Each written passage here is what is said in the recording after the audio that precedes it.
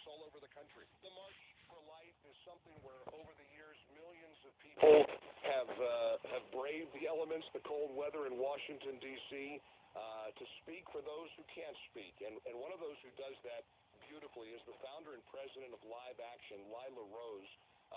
Live Action, by the way, is a nonprofit human rights organization that's dedicated to ending abortion and protecting the right to life. And Live Action News is constantly reporting and exposing stories that the mainstream media refuses to cover. Lila Rose, you're one of the great warriors for life, and it's an honor to talk to you today here on the Mike Gallagher Show. How are you? Hi, Mike. I'm very well, thanks. Thanks for having me on. You better believe it, because what a big day, the March for Life, the 44th annual, and the people in Washington, D.C. who are marching undoubtedly have a renewed sense of hope and optimism on behalf of the millions and millions of unborn lives at stake with the election of Donald Trump, do they not?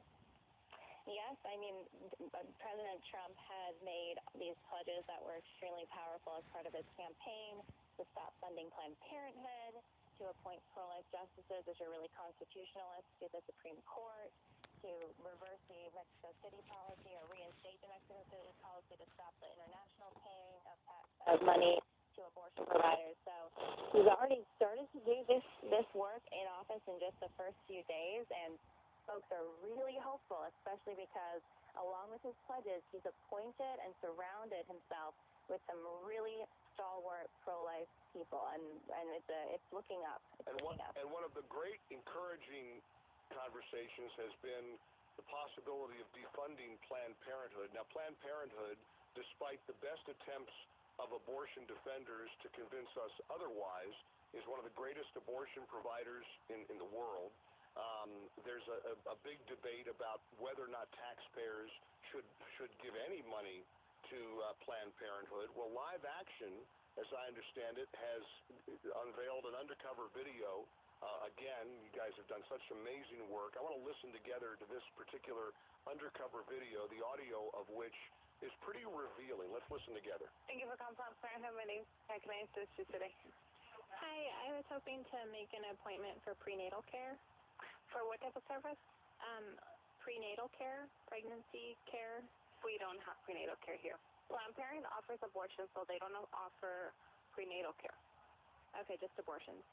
Yeah. Unfortunately, no. We wouldn't provide any type of prenatal services here at Planned Parenthood. We're not a prenatal care provider. No, Planned Parenthood does prenatal care. We don't offer prenatal care at Planned Parenthood. We specialize in abortions.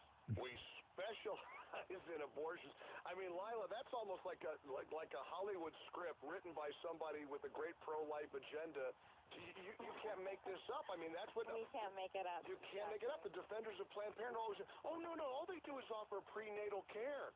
So tell us about that little bit of video we heard. Sure. So that video is a series of calls and in-clinic visits we made at 97 Planned Parenthood facilities in 41 affiliates. So we went to every affiliate in the country that's like conglomerate of other Planned Parenthoods that we could legally record in. And we wanted to test one of their talking points, which was that when they're trying to get their taxpayer money and trying to win over public support, they say that they provide all of these healthcare services and that women need them and millions of women rely on them. They've said that about mammograms, and they were outright lying, and we proved that a few years ago, and we've been proving that since, that they provide 0 mammograms, and they say that about prenatal care. They say that women need Planned Parenthood for prenatal care. They list it on their website. They tweet about it. They say it in TV interviews. So we thought, what do they really provide when it comes to prenatal care? Because the way that they talk to the public and to Congress, it sounds like they are all about providing these options and choices to women. So we started to unpack it by doing these calls, and it was striking that out of the 97 facilities that we called, 92 of them provided 0 prenatal care. And of the 5 that said they provided some, several of those said they weren't accepting new clients and they had to go elsewhere. Wow. Well, there's nothing like the pesky truth to get in the way of a good narrative, right, Lila Rose?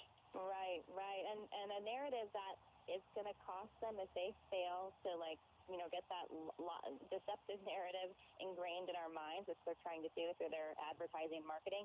That narrative is their ticket to $500 million taxpayer dollars every year. Are you confident that President Trump will get that done? I was, hopeful. I'm very hopeful. I saw him, sign the Mexico City policy, put it into place with his executive order, which would stop the international funding of abortion providers from America. So that's really encouraging. I'm just going to take it one day at a time with this new administration, like the rest of the country, to see what happens. But I'm very, very, I have a lot of trust. I've never seen Trump, of course, in a position, this is his first political office he's held. But his VP, Mike Pence, is speaking at the march. He's going to be, and he has been, a stalwart defender of life, and he was one of the first to introduce legislation in the U.S. Congress when he was a representative in the House to stop funding Planned Parenthood. So